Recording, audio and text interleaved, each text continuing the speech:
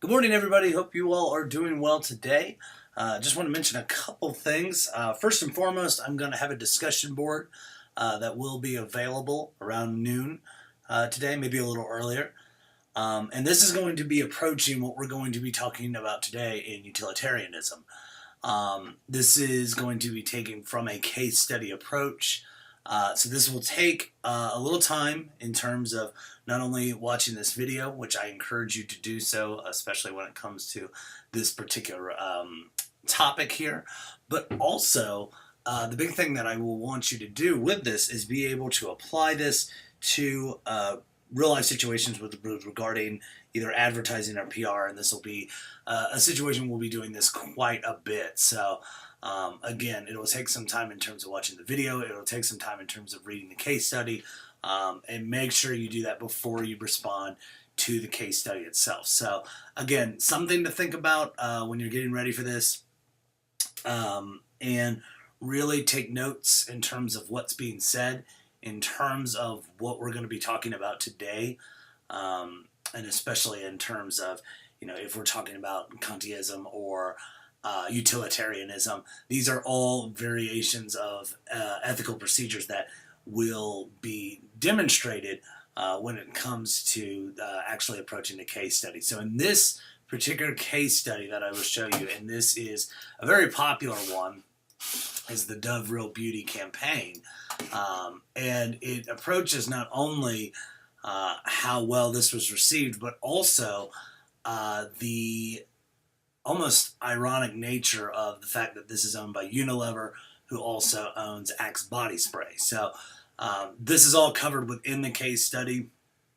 But again, one of the questions is going to be something along the lines of, does the ends justify the means when it comes to talking about this?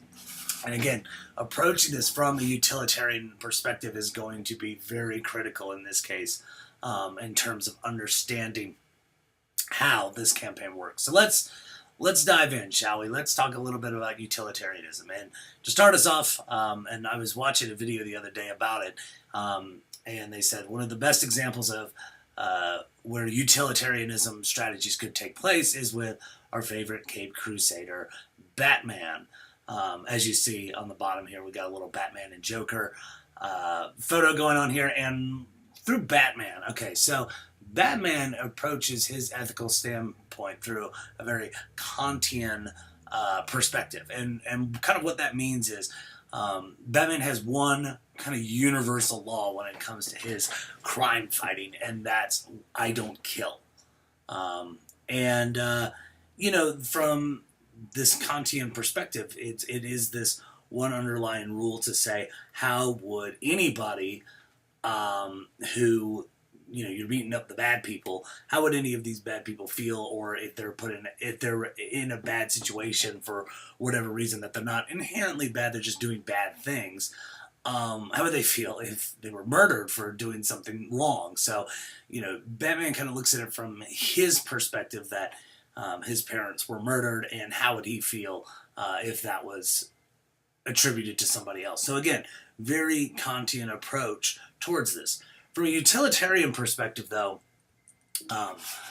one of the things that we have to look at is in terms of what would you do. Now, this is a very classic example within utilitarianism, is if there is a train on a track, and do I have the option to switch this particular train to kill a group of people and save one person, versus saving one person and killing a group of people? So, and this was mentioned in a case study in terms of some of the fallacies within utilitarianism. So, now this is a difficult situation, and if you're looking at this from a Kantian perspective, they said, why would you have to make the choice? Why would you put yourself in the situation where you had to make this ethical decision?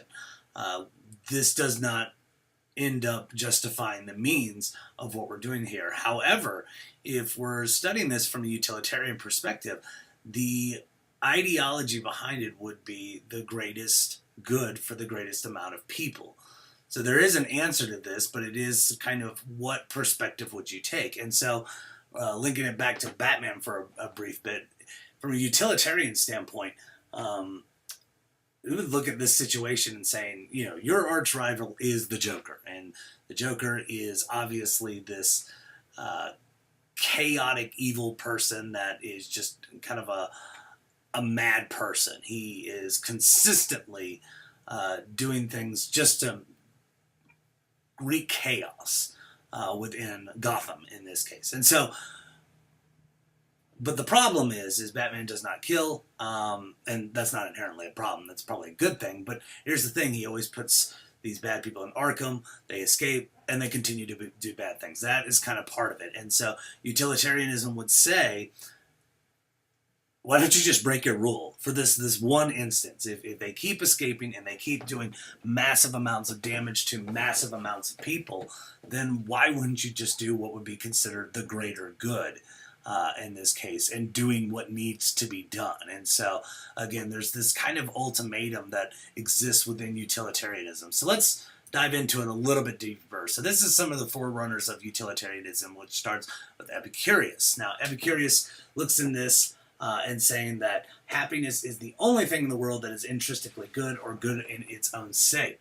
The goal of life is freedom from physical pain and mental disturbance. And that sounds about right. Our goal, they made a whole movie about it with Simon Pegg called The Pursuit of Happiness. And it states within utilitarianism, it is our goal, it is a obligation to make ourselves happy. And so, in a lot of this, you see here, live fearless, fears of death and punishment. We don't think a lot about the consequences of what these fears should be, but in itself pursuing its own happiness. So the elementary sensations of pleasure and pain are fundamental guides for good and bad. And this is actually applied in modern economics, for instance, in terms of risk and reward. So accounting as well in terms of assets and liabilities. So we can put this in a perspective of saying that from an economic perspective, I can look at it and say the risks outweigh the rewards or vice versa, therefore I stay in it. And a lot of people will promote this in other areas, like communication, for instance. There's a theory called social exchange theory. So let's say you're in a relationship with somebody and you have to determine what weight, like quantifying this, what weight of risk outweighs the reward that I want to leave the person that I'm currently with. So, I often ask this with some of my classes when I talk about things like this, when I get into like communication theory. So some of the things I ask is, what's the deal breaker? What is a deal breaker for a person to say, I am leaving this person, I'm not having a relationship? So hopefully it's not that the risk of somebody is that their feet smell bad. I hope that's not a deal breaker. It may be for some people, but I hope that's not a deal breaker. If they are a loving person, they are very attentive. There's a lot of reciprocity in terms of, again, attention, maybe touch, maybe gifts. I'm kind of running through the love languages here. But again, maybe they have all these good things, but their feet smell. Okay, so you may look at this and say, that's not really justifiable for leaving somebody. We just may put foot spray in said person's shoes. Whereas, if a person engages in infidelity, that may be grounds to say that this risk, although minor in terms of all the things that are good about this person, is so significant. And I didn't mean to say minor. I only mean it may be the only thing that's wrong with this person. So they may be honest, they may be interesting, they may have a good job, they may do this and that. But again, if they're honest about infidelity and they're engaging in infidelity, you might say this is a deal breaker. We're done here. So again, this is the area where I say risk outweighs the reward here. And this is where Jeremy Bentham actually talks about, he actually quantifies some of these things. Now, granted, it's a little different in this case, but I'm not going to get into this too much. But greatest happiness principle by the principle of utility means that principle in which it approves or disapproves in every action whatsoever according to the tendency which it appears to have an argument or diminish the happiness of party whose interests question, or what is the same thing? In other words, to promote to promote or oppose, promote or to oppose that of happiness. And this starts to get into what we're going to be talking about in terms of what it means to promote this happiness. So you can look at these quotes, pause the video. This is really interesting in terms of his thought process within the pursuit of happiness. But here's the thing, he considered all kinds of pleasure to be equal. In this line of reasoning, the pleasure of watching Christians be devoured by lions took the same pleasures as watching gladiators fight each other. Or reading Shakespeare's Othello is valuable as reading 50 Shades of Grey. However, what's missing here, now granted, I would argue that Othello is, albeit probably more raunchy than 50 Shades of Grey, but more considered a more valuable sense of literature. That said, gladiators, of what we know versus what was actually happening with gladiators, they were treated like, for the most part, professional athletes. There were obviously examples of slaves becoming gladiators, but for the most part, they were professional athletes. Whereas Christians being devoured by lions, I don't know that I should take that same pleasure. And so there is this area of willing participants, again, not always, but willing participants with gladiators versus unwilling Christians that are now going to be lunch for a lion. So can you think of an action that would maximize happiness but would not be morally good? And for that we must ignore the intention and consider the consequences for our actions. So this hypothetically means here that there are some major consequences going on here, and even though my happiness would be fulfilled, it may mean that morally it would be wrong for a group of other people. Okay, so some of this stuff is kind of heavy and kind of confusing. So let's dive in. So cool. What does this all mean? So according to the philosophy, happiness is the end-all be-all. It should be the goal for everything. Now you can kind of get into a rabbit hole with this and saying, why do you study, for instance? So let's say, I'm not going to do a test, however, you are going to participate in some of these discussion boards. Why? Well, we can play the 3-year-old test of asking why to every single question you have. So I want to participate in the discussion board because I want good grades. Why do I want good grades? I want to get a job that is going to get me more money. Why do I want money? Or why do I want this particular career path?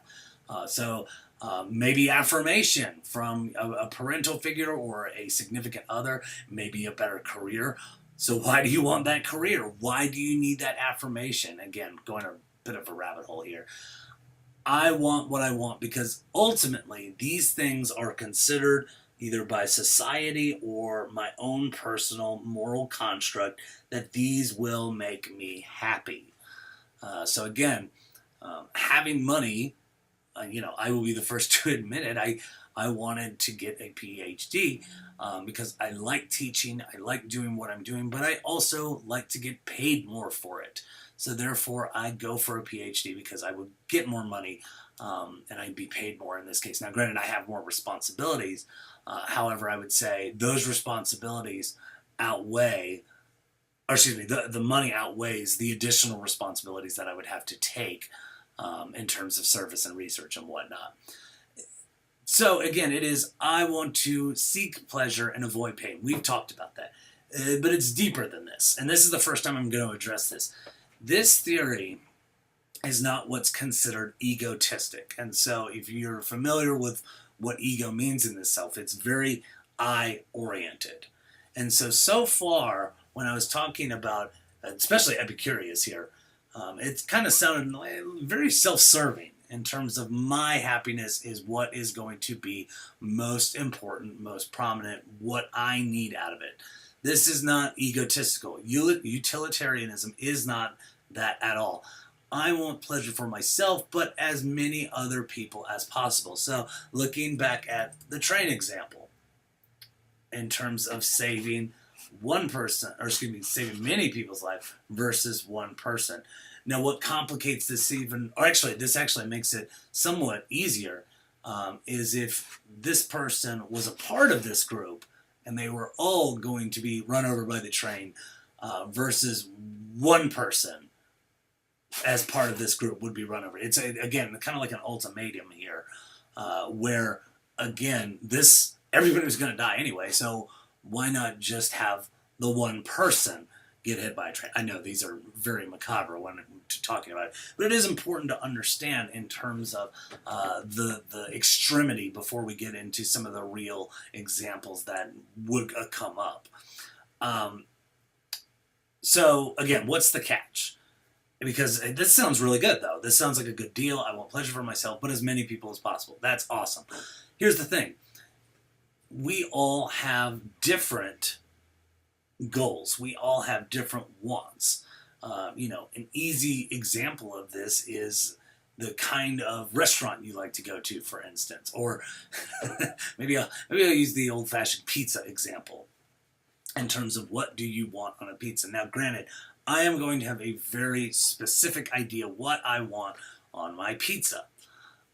Whereas my friends may have a significantly different idea for what that may be. So what do?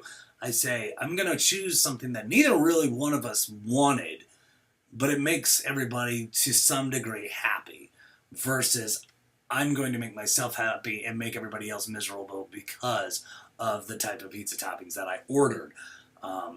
Because I'm the one ordering it, I want to achieve maximum happiness. This is me. But that's egotistical. So which means that you are not in the majority.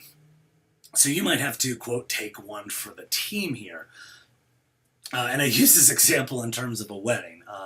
You may want something in your wedding, but you might want something for the betterment of the group more, which my wife and I joke around about this from time to time, and when we were talking about our wedding, and say it's not really about us. It's about the people that are around us that are coming from wherever in this case. So a lot of people were coming from Buffalo, New York to Myrtle Beach, South Carolina, and so with that taken into consideration, much of what we did really thought about what would other people like versus our happiness in general. Now, you could think of it and say, it's my wedding, I can do whatever the hell I want, and that would be, from an egotistical perspective, fine.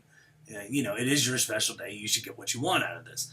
However, from a utilitarian, and again, let me take a huge step back. This is not necessarily me saying you are egotistical if you want what you want for your wedding. I'm saying, from a utilitarian perspective, they would say that's not morally ethical. This is something that you are self-serving. You are not viewing this from the greatest amount of people involved. So, again, I'm not saying this personally, but I am mentioning this from a utilitarian perspective. So looking out for your own benefit is fine. It's almost evolutionary that we do that. We want to make sure that we, in essence, survive first. However, but morally, according to this philosophy, you are no more special than anybody else. But we all have this bias. So we should approach ethical decisions as a spectator rather than through myself. And that kind of eliminates the whole bias from yourself.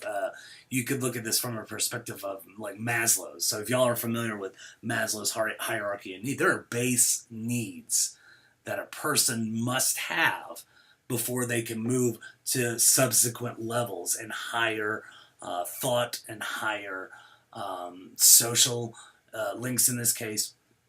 So again, there is this instance of I am going to try to preserve myself first, but if I have that option, I will bring this into perspective. That's a little against utilitarianism because it's saying survival first and then the rest later. However, again, there is this sense of greater good and having to get your hands dirty a little bit if necessary. But again, the key thing is to remove yourself from the situation and say to yourself, what is the best goal for the best amount of people? And so this is where I'm going to kind of test you a little bit with the Dove Beauty campaign. As I said, I'm going to say, take it from a utilitarian perspective. What is better in this case, given the ironic situation? Versus, we may also look at it from a Kantian perspective and say, what is it about this particular scenario? Is this considered a good idea or not, given what's being said here. Okay, so another spokesperson of utilitarianism is John Stuart Mill. Um, Again, this is through happiness is the aim. Greatest happiness principle to all people is the end of human action and the standard of morality. And it should be the way this moral interpretation, and this is something I forgot to mention, is that the individual happiness should be in harmony with the interest of the whole. And in this case, because again, this is written in 1861, so apologies that this is not inclusive of a lot of different people here. He proves that this kind of conduct will promote one's own happiness and conductive to universal happiness. It's almost like a system of John Nash, where the betterment of one person for himself or herself or themselves is better for the themselves and the group. So this is very important to take into consideration when you say morally, my focus should be on other people and the greater good rather than just myself. Other things we can look at in terms of how can we distinguish human pleasures from animal pleasures. So a bee's pleasures do not satisfy a human's conceptions of happiness. And think of this from the perspective of how, like my dog, for instance, how they operate. Unless there's something I'm really missing here, and you can email me about this, I don't know that there's a lot of... I don't think I've ever owned a pet that went through the Maslow's hierarchy of needs of self-actualization. I mean, there are base needs of using the restroom, eating, amorous activities, as well as social. So, take for a dog, for instance, they would climb a little bit higher in that ladder. They have strong social needs to be around myself and my wife here. However, does that particularly make me happy? So, again, simple things like throwing a ball would make my dog happy. However, my dog does not understand the complexity of some of the things that I research, I read, I watch. My dog may watch it, but at the same time, it is not in the same case. So what does this mean here? So this comes into perspective of saying that it is our moral obligation, of two pleasures there, if there be one which who have experienced both give a desired preference, irrespective of any feeling of moral obligation to prefer it, that is the more desirable pleasure. So in this case, what we're looking at is, again, we're looking at it from the perspective of promoting this in a greater good fashion here. So how can we put this into perspective? Well, we can look at it in terms of another area where we're talking specifically about how much money will we put on pain versus happiness here. So if money is something that makes us happy, you could see some of the issues here to say, and try not to think too hard on this because I'm already getting chills of some of the things here that would be very painful. First two, rather than, I'm looking at it, I'm like, I think the last one I could probably pull off. I lived in North Dakota for 4 years, and I think I could do all right in this case. But some of them, you might say, it really is the philosophy that we see in many cases when somebody says, would you or wouldn't you? So, if you were given, this happens on Facebook all the time, I think. It was like, would you, what was it? You could get $1 million if you punched your sibling. Now, granted, a lot of people would write, I would punch my sibling for free. That would, I guess, unfortunately, give me a lot of pleasure in this case. How about, or somebody would write a hypothetical scenario of, would you spend a night in a graveyard if it meant you get $1 million? And again, it's promoting that dollar amount that you see here, and your pain of being terrified of being in a graveyard may outweigh any kind of money whatsoever. But it is interesting where people would kind of look into, again, what causes people pain, and where, again, animal pleasures as well as pain would be significantly different. My dog, because they are not at the self-actualization level, my dog could probably sleep in a graveyard no problem, without much worry. I wouldn't do that, but I would say that it would be much more likely for my dog to do it versus myself to do it, because of this self-actualization that I have achieved over the years. Other things. So we mentioned the greatest happiness principle. It's only morally right, if and only, to act the greatest happiness for the greatest number. And we also look at consequentialism, whether an act is morally right should depend only on consequences, as opposed to the circumstances or the intrinsic nature of the act, or anything that happens before the act. So again, this looks at consequences. So this is something that is different from what we talked about yesterday in terms of Kant. And we look at this nature of the act, and we say, I'm going to weigh out the consequences before I actually do it. Again, ends justify this means. We all know this is a maxim. I can prove something to be good only by showing that it is a means to something that is admitted without proof to be good. So again, this is your hands getting dirty.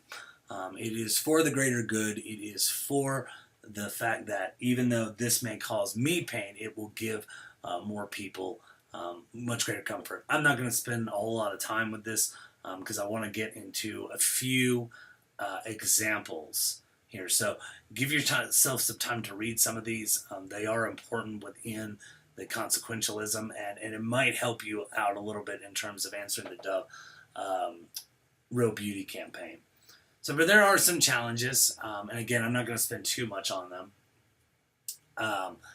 Is first and foremost, and it kind of runs into the fourth, one, in terms of there are many things that have value in themselves, and we can't necessarily quantify them, because things like love, friendship, health, dignity is something we can't put a dollar amount to, something we can't put a rank system to, because it's changing. It changes. It's fluid, and much of this we define differently throughout the course of our lives. So what does it mean to be friendship? Is it just friendship to be in agreement with somebody? Or is it friendship as we go along, that it's more than just common interest? It's doing things for other people, and then that would be an obligation for somebody's friendship. I mean, look at how we define friends on Facebook versus in real life. How many friends do you actually have here? And how many people would consider you their friend in this case?